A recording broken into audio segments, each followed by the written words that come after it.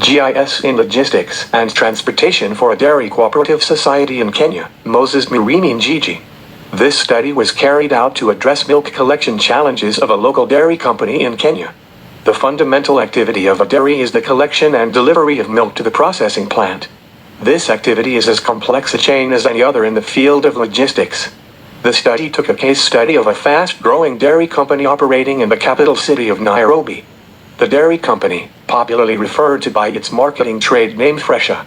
The Milk Society cites high operational costs in their milk collection activity as one of its biggest challenges. This is exacerbated by the roads, which are not all weather, especially during rainy seasons. This has led to the increases in the cost of transport through use of long routes and other factors such as time spent during milk collection, capacity of the trucks, and scattered milk collection points. ArcGIS was used in this study to view and manipulate the geographic data. The study started with the identification of all the milk collection centers. A GPS-enabled Android mobile phone was used to collect the spatial coordinates of most of the collection centers. Others were identified from Google Earth and their coordinates digitized. A network dataset was then created from participating feature classes, the road data, milk collection centers, and the milk factory. The dairy has a total of 10 routes used in milk collection. Operation cost for each route is made up of time-based cost, distance-based cost, and/or fixed cost.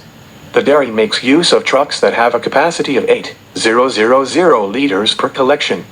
The VRP is solved after creating the vehicle routing problem analysis layer, populating the required analysis objects, and setting appropriate analysis properties. This generates the routes along the road network connecting centers served by the same route. After successfully solving the vehicle routing problem analysis layer, the time spent and distance traveled in each route were obtained and could therefore be compared to those in use by the dairy.